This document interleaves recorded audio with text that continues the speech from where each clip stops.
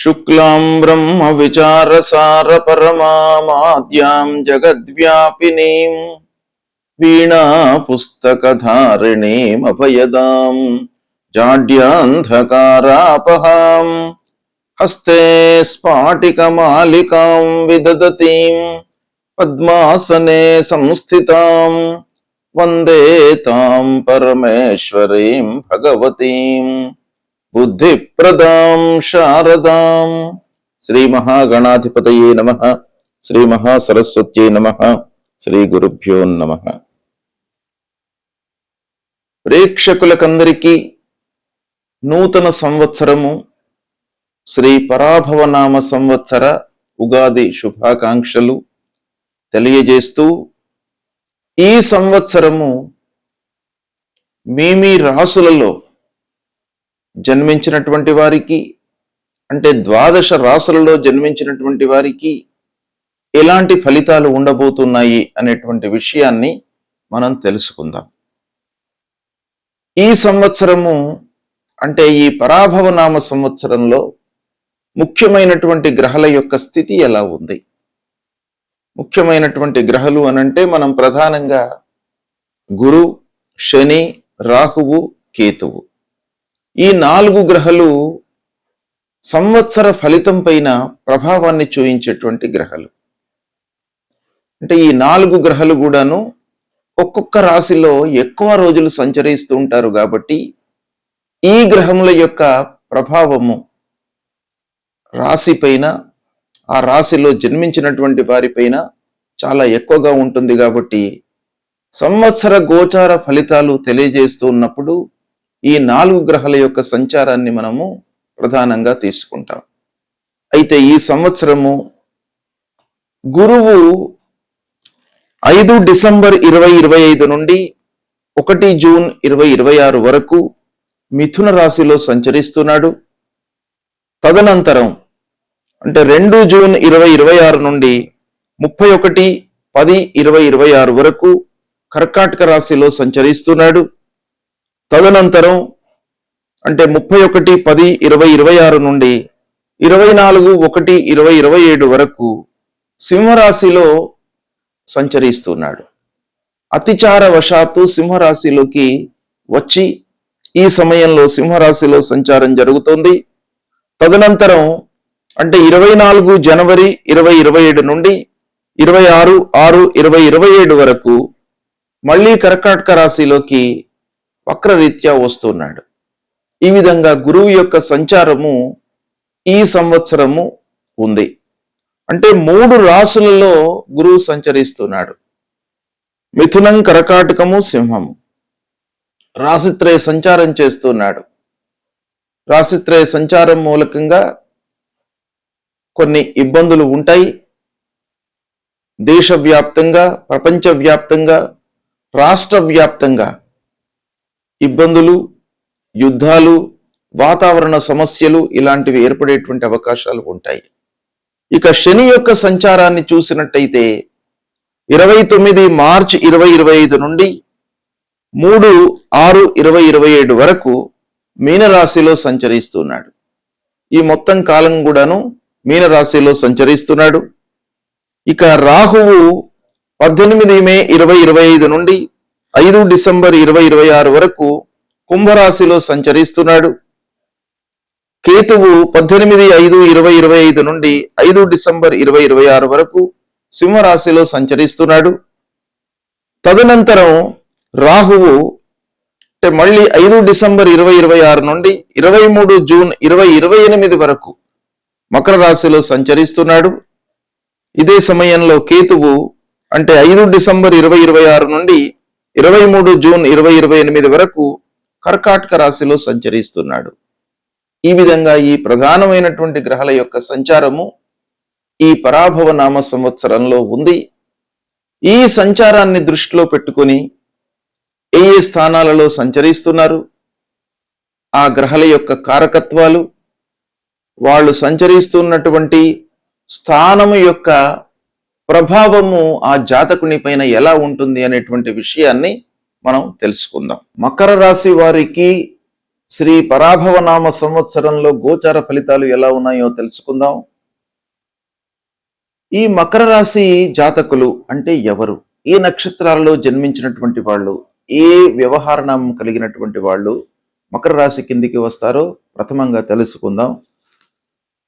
మకర రాశి అనగానే ఉత్తరాషాఢ నక్షత్రం 2, 3, 4 పాదాల్లో జన్మించినటువంటి వాళ్ళు, శ్రవణ నక్షత్రం 1, 2, 3, 4 పాదములలో జన్మించినటువంటి వాళ్ళు, ధనిష్ట నక్షత్రం 1, 2 పాదాలలో జన్మించినటువంటి వాళ్ళందరూ కూడాను మకర రాశి కిందికి వస్తారు. అంతేకాకుండా బో, జా, జీ, జూ, జే, జో, ఖ, గ, గి అనే అక్షరాలతో ప్రారంభమయ్యేటువంటి వ్యవహార నామం కలిగినటువంటి వాళ్ళందరూ కూడాను ఈ మకర రాశి కిందికి వస్తారు. అయితే మకర రాశి వారికి ఈ సంవత్సరము 2 ఆదాయం, 8 వ్యయం. చాలా వ్యత్యాసం ఉంది ఆదాయ వ్యయాల లోపల. కాబట్టి మకర రాశి వాళ్ళు ఆదాయము, వ్యయము అంటే రాబడి, ఖర్చులపై మనస్సు నిలపాలి. కొంత జాగ్రత్తగా ఖర్చు పెట్టడము, ఆదాయాన్ని పెంచుకోవడం పైన మనస్సు నిలపడం అనేటువంటిది అవసరము. ఇక రాజపూజ్యం 1గా ఉంది, రాజావమానం 2 అంటే పూజ్యభావము తక్కువ పాళ్లల్లో ఉంది, అపకీర్తి అనేటువంటిది ఎక్కువ పాళ్లల్లో ఉంది. కాబట్టి ఈ విషయం పైన కూడాను మీరు కొంత ఫోకస్ చేసి జాగ్రత్తగా ఆలోచించినట్టయితే మీకు కొంత రెక్టిఫై అయ్యేటువంటి అవకాశాలు ఉంటాయి. ఇకపోతే మకర రాశి వారికి ఈ సంవత్సరము, ఈ పరాభవనామ సంవత్సరంలో ముఖ్యమైనటువంటి గ్రహాల యొక్క స్థానాలు ఏ స్థానాలలో సంచరిస్తున్నాయి అనే విషయాన్ని మనం చూసినట్టయితే, ప్రథమంగా 6వ స్థానంలో గురువు ప్రతికూలంగా ఉన్నాడు. తదనంతరం 7వ స్థానంలోకి వస్తున్నాడు, అనుకూలంగా ఉన్నాడు. తదనంతరం మళ్ళీ 8వ స్థానంలోకి ప్రవేశిస్తున్నాడు. అంటే 6, 7, 8 స్థానాలలో సంచరిస్తున్నాడు. తర్వాత మళ్ళీ 7వ స్థానంలోకి వస్తున్నాడు ఎండింగ్ లోపల వక్రరీత్యా. ఇక శనీశ్వరుడు విషయం మనం చూసినట్టయితే, శని 3వ స్థానంలో అనుకూలంగా ఉన్నాడు. రాహు 2వ స్థానంలో, కేతు 8వ స్థానంలో ప్రతికూలంగా ఉన్నారు. తదనంతరం జన్మస్థానంలోకి వస్తున్నాడు రాహువు, మళ్ళీ 7వ స్థానంలోకి కేతు వస్తున్నాడు. అంటే రాహు కేతుల యొక్క ప్రతికూలత ఉంది మకర రాశి వారికి. శని మట్టుకు అనుకూలంగా ఉన్నాడు. గురువు విషయంలో 50% అనుకూలత ఉంది అనేటువంటి విషయం మనకి ఇక్కడ మకర రాశి వారికి ఈ సంవత్సరము తెలుస్తోంది. ఇక ఈ గ్రహస్థితి మూలకంగా ఎలాంటి ఫలితాలు ఉంటాయి అనేటువంటి విషయాన్ని మనం చూసినట్టయితే, ఈ గ్రహస్థితిని స్థూలంగా మనం ఆలోచించినట్టయితే, గురు, రాహువు, శని, కేతువు ఈ గ్రహాల యొక్క సంచారాన్ని చూసినట్టయితే, మీరు క్రమశిక్షణతో ఉండాలి ఈ సంవత్సరం. అంటే ఆచితూచి వ్యవహారం అనేటువంటిది చాలా అవసరము. ప్రతి విషయాన్ని కూడాను కూలంకషంగా ఆలోచించి స్టెప్స్ తీసుకోవడము అవసరము అనేటువంటి విషయం మనకి ఇక్కడ తెలుస్తుంది. ఇక ప్రథమంలో గురువు మిథునంలో ఉన్నటువంటి సమయం లోపల పని భారం పెరుగుతుంది, పనిపై ఒత్తిడి పెరుగుతుంది. తద్వారా మీరు ఏంటంటే ఇన్ టైం లోపల కొన్ని పనులు చేయలేనటువంటి స్థితి ఏర్పడుతుంది. ఇక సేవా రంగంలో ఉన్నటువంటి వారికి, ఆధ్యాత్మిక రంగంలో ఉన్నటువంటి వారికి, సాంస్కృతిక రంగంలో ఉన్నటువంటి వారికి కొంత అవకాశాలు వస్తాయి. సద్వినియోగపరుచుకున్నట్టయితే మీకు మంచి పేరు వస్తుంది. ఇక ఉద్యోగంలో పోటీతత్వం పెరుగుతుంది ఈ సమయం లోపల. అంటే మీకు ఎదురుగా మీ పైన ఒక అభాండాలు కానివ్వండి, విమర్శలు కానీ చేసేటువంటి వ్యక్తుల యొక్క సంఖ్య పెరిగిపోతుంది. దాన్ని కొంత జాగ్రత్తగా చూసుకోవాలి. శ్రమకు తగినటువంటి ఫలితము కొంత స్లోగా వస్తుంది. నిరాశ చెందకుండా మీరు ఆత్మవిశ్వాసంతో పనులు చేయాలి. ఇక సహచరులతో సమన్వయంగా ఉండడం చాలా అవసరం ఈ సమయంలో. ఆరోగ్యం పైన కూడాను శ్రద్ధ వహించాలి. రోజువారీ జీవనంలో కొంత మార్పులు కనబడుతున్నాయి. ఇక పూర్వం తీసుకున్నటువంటి అప్పుల విషయంలో కొంత జాగ్రత్తగా ఉండాలి. ఖర్చుల విషయంలో నియంత్రణతో ఉండండి. ఇక గురువు 1 జూన్ రోజున కర్కాటకంలోకి ప్రవేశిస్తున్నాడు గనుక అక్కడి నుండి మీకు కొంత మంచి జరిగే అవకాశాలు ఉంటాయి. అంటే సంబంధాలు మెరుగవుతాయి, ఆత్మీయులు, బంధువులు అందరితో కూడాను మీకు సుహృద్భావ వాతావరణం ఏర్పడుతుంది. సత్సంబంధాలతో ముందుకు వెళ్తారు. అధికారులు కూడాను మిమ్మల్ని ఆదరిస్తారు. మీ పనితనానికి గుర్తింపు లభిస్తుంది. ఇక వివాహ ప్రయత్నాలలో ఉన్నటువంటి వారికి వివాహం జరిగేటువంటి అవకాశాలు ఉన్నాయి. జీవిత భాగస్వామి యొక్క సహకారం మీకు బాగా లభిస్తుంది. అంటే భార్య యొక్క సహకారము ఈ సమయంలో మీకు బాగా అందేటువంటి అవకాశాలు ఉన్నాయి. వ్యాపారస్తులకు పార్ట్నర్స్తో అనుకూలత ఉంటుంది. ఒప్పందాలు చేసుకుంటారు. న్యాయ వివాదాల్లో అనుకూలత ఏర్పడుతుంది. శత్రువులపై మీరు విజయాన్ని పొందుతారు. ప్రజా సంబంధాలు మెరుగవుతాయి. ముఖ్యంగా రాజకీయంలో ఉన్నటువంటి వాళ్లకు అందరితో కూడాను సత్సంబంధాలు పెరిగేటువంటి అవకాశాలు ఉన్నాయి. ఇక తదనంతరము సింహరాశిలోకి ప్రవేశిస్తున్నాడు గురువు. సింహరాశిలోకి రాగానే అష్టమ స్థానం అవుతుంది. అష్టమ స్థానము ఆకస్మికంగా మనకు ఇబ్బందులను కలిగించేటువంటి స్థానం కనుక ఆర్థిక పరమైనటువంటి ఇబ్బందులు తలెత్తే అవకాశాలు ఉన్నాయి. కాబట్టి కొంత జాగ్రత్తగా ఉండండి. ఆ సమయంలో మీరు ఆదాయ మార్గాలను పెంచుకోవడంపై మనస్సు నిలపడం చాలా మంచిది. ఉద్యోగస్తులకు ప్రమోషన్స్ కానివ్వండి, బోనస్ కానివ్వండి, శాలరీ లోపల ఎన్హాన్స్మెంట్ విషయం లోపల కొంత ఆలస్యం జరిగేటువంటి అవకాశాలు ఉంటాయి. ఇక లాభదాయకమైనటువంటి పెట్టుబడులపై మనస్సు నిలపడం చాలా అవసరము. ఆశించిన మేర మీకు ధనము చేతికి అందకపోయినప్పటికీ ఏదో రకంగా మీకు డబ్బు మట్టుకు చేతికి అందుతుంది. నిత్యము చేసేటువంటి పనులకు ఇబ్బంది లేకుండా ఉంటుంది. ఇక శని మీనంలో ఉండడం వల్ల మీకు చాలా విషయాలలో ధైర్య సాహసాలతో మీరు ముందుకు వెళతారు. గంభీరంగా ఉండేటువంటి అవకాశాలు బాగా ఉన్నాయి. ఇక పోతే మాటల వలన కొన్ని సమస్యలు మీరు కొని తెచ్చుకుంటారు. దాన్ని మీరు చాలా జాగ్రత్తగా చూసుకోవాలి. అంటే అనవసరమైనటువంటి మాటలకు స్వస్తి పలకండి. అనవసరంగా మాట్లాడకండి. మాటలను నియమితంగా అంటే ఎంత అవసరమో అంతవరకే మాట్లాడండి. తద్వారా మీకు లాభం చేకూరుతుంది. ఆలోచించి మాట్లాడండి. మొత్తం మీద సోదరులతో సంబంధాలు మెరుగవుతాయి. అయినప్పటికీ బాధ్యతలు పెరుగుతాయి. కొంత రాహు కుంభంలోకి రావడం మూలకంగా ధనంపై మీరు దృష్టి పెట్టాలి. అంటే రాబడిపైన దృష్టి పెట్టాలి. ఆదాయము కొంత అసంతృప్తిగా ఉంటుంది. అంటే రావాల్సినంత రాకపోవడంతో కొంత మానసిక ఇబ్బందులకు, అసంతృప్తికి గురయ్యేటువంటి అవకాశాలు ఉన్నాయి. ఎక్కువ సంపాదించాలి అనేటువంటి ఒక తపన మీ లోపల పెరుగుతుంది ఈ సమయం లోపల. సరే, అందులో సక్సెస్ కావడము కాకపోవడము అనేటువంటిది వేరే విషయం అయినప్పటికీ మీకు సంపాదించాలి అనేటువంటి ఒక ఆలోచన రావడం అనేటువంటిది ఇక్కడ మనకు ప్రధానంగా కనబడుతుంది. నూతన మార్గాలను అన్వేషిస్తారు. ఇక రాహువు మకరంలోకి రావడం మూలకంగా ఆత్మవిశ్వాసం పెరుగుతుంది మీ లోపల. మీరు చేసేటువంటి పనుల లోపల, మీ ఆలోచన విధానం లోపల మార్పు కనబడుతుంది. కొత్త నిర్ణయాలు తీసుకునేటువంటి అవకాశం కూడాను ఇక్కడ కనబడుతుంది. పుణ్యకార్యాలపై మనస్సు నిలుపుతారు. కర్కాటకంలోకి కేతు రావడం మూలకంగా కొంత భావోద్వేగాలు, తొందరపాటు తగ్గేటువంటి అవకాశము ఉంది.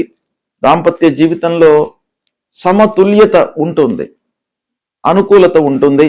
ఇక కుటుంబంలో బాధ్యతలు పెరిగేటువంటి అవకాశం కూడాను ఒక పక్కన కనబడుతున్నాయి. ఉద్యోగస్తులకు ఓవరాల్ గా స్థిరత్వం కనబడుతుంది. వ్యాపారస్తులకు కూడాను స్థిరమైనటువంటి లాభాలు ఉంటాయి. వ్యాపార విస్తరణలో మట్టుకు మీరు తొందరపడకూడదు. భాగస్వాములతో, పార్ట్నర్స్తో కొంత జాగ్రత్తగా ఉండండి. ఆర్థికంగా పొదుపుపై మనస్సు నిలపండి. దీర్ఘకాలిక పెట్టుబడులు చేయడం చాలా మంచిది. తాత్కాలికమైనటువంటి ప్రాఫిట్స్ మీరు చూడకుండా దీర్ఘకాలం లోపల మనకు ఎలా ఉంటుంది అనేటువంటి విషయం పైన మీరు ఫోకస్ చేసినట్టయితే చాలా సత్ఫలితాలను పొందేటువంటి అవకాశాలు ఉన్నాయి. ఇక ఆరోగ్యం పైన మీరు జాగ్రత్తగా మనస్సు నిలపాలి. విద్యార్థులు కొంత క్రమశిక్షణతో చదివినట్టయితే మంచి ఫలితాలను పొందుతారు.